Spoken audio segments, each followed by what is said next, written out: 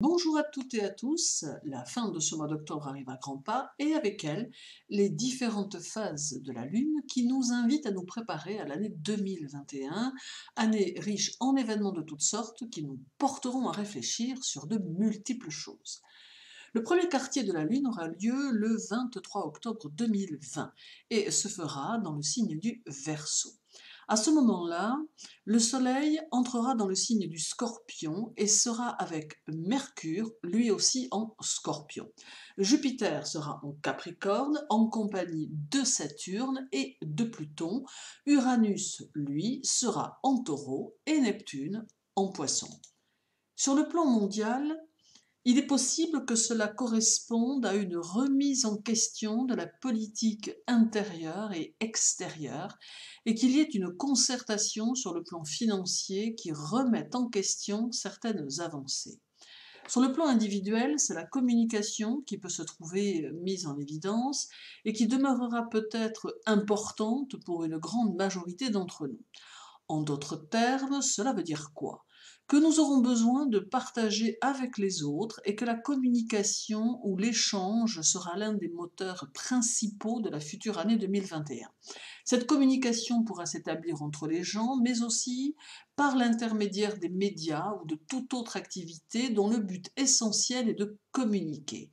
Mercure étant en Scorpion, nous aurons besoin de beaucoup de sens critique pour prendre cette information, afin de ne pas tomber dans une systématisation, car Mercure en Scorpion dit les choses, mais chacun les dit à sa manière, et peut-être pas forcément de la bonne façon.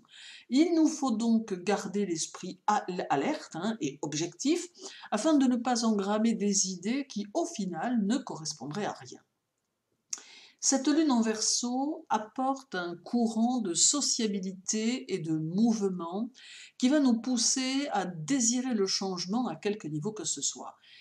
Mais ce changement doit être étudié avec soin afin qu'il puisse être réalisable. La Lune nous invite à développer notre perception de nos changements intérieurs et des changements extérieurs qui nous entourent, afin que nous puissions nous adapter à nos nouvelles envies, mais aussi à la modification structurelle de la société dans laquelle nous vivons.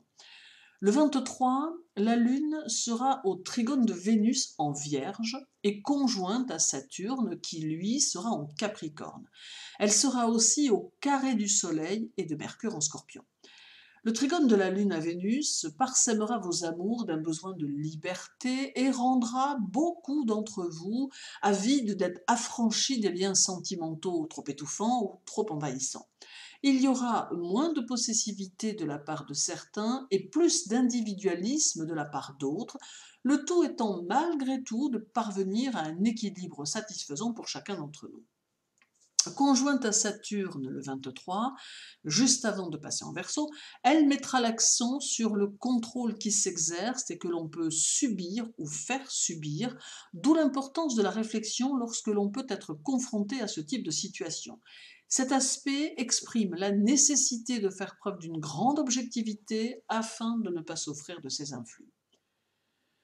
Pour les Verseaux, les Béliers, les Balances et les Capricornes. Cette lune du 23, mettant l'accent sur l'individualité nécessaire à l'épanouissement, il est ici conseillé de cultiver son adaptabilité et sa sensibilité aux circonstances et aux événements afin de ne pas y être soumis à son insu. S'adapter, c'est accepter que les choses se déroulent autour de soi et se laisser porter. Mais utiliser sa sensibilité signifie qu'il faut faire preuve de lucidité afin de ne pas se laisser engager dans des situations qui se révéleraient inopportunes.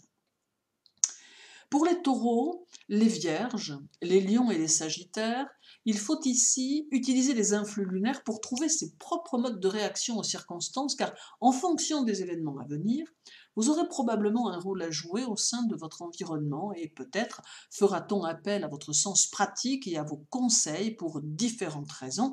Il sera donc opportun de vous positionner comme un référent, mais un référent capable de lucidité et d'objectivité.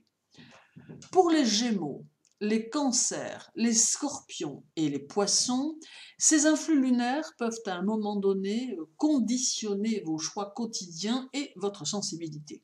Il est donc nécessaire de tenter d'en prendre le contrôle, car cette hypersensibilité implique inévitablement une ouverture aux influences environnantes. Et si celles-ci sont électriques, vous en ressentirez une certaine tension intérieure. On peut donc vous conseiller de ne faire aucun choix guidé par ces émotions, mais bien plutôt de vous en distancer afin de correctement évoluer.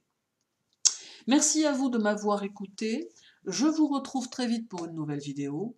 Prenez soin de vous et de ceux qui vous entourent et demeurez prudents en toutes circonstances. À très bientôt.